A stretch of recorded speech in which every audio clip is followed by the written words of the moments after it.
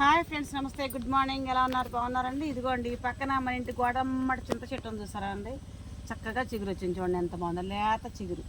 చక్కగా దీన్ని కోసుకెళ్ళి కొంచెం పప్పు వేసి, కొంచెం చిన్న గ్లాస్ పప్పు వేసి, 2 ఉల్లిపాయలు కోసి, 2 పచ్చిమిరకాయలు వేసి చక్కగా పప్పు చేసుకోవచ్చు అండి. చక్కగా లేకపోతే 4 ఉల్లిపాయలు కోసుకొని 4 పచ్చిమిరకాయలు వేసుకొని చక్కగా పుల్ల కూర చేసుకోవచ్చు అండి. లేకపోతే కోడిగుడ్డు పోసి చేసుకోవచ్చు అండి.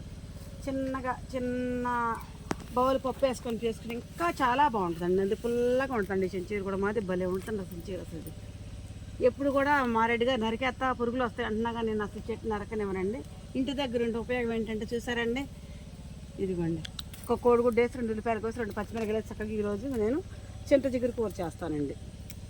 చూసారండి ఎంత లేతగా ఏమో. ఎలా ఉంది? పుల్లగా బాగుంది. మనం పుల్లగా ఉంది, తీగా ఉందా? చించీరు పుల్లగా ఉంది కదా, చాలా బాగుంది. చిగురు వర్షాలు కదా మన దాకా చక్కగా వచ్చింది.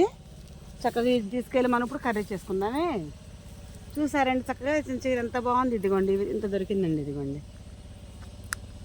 మా పెరట్లో చింతచిగురండి. ఇది మీకు నచ్చితే ఒక లైక్ ఇవ్వండి. Please subscribe.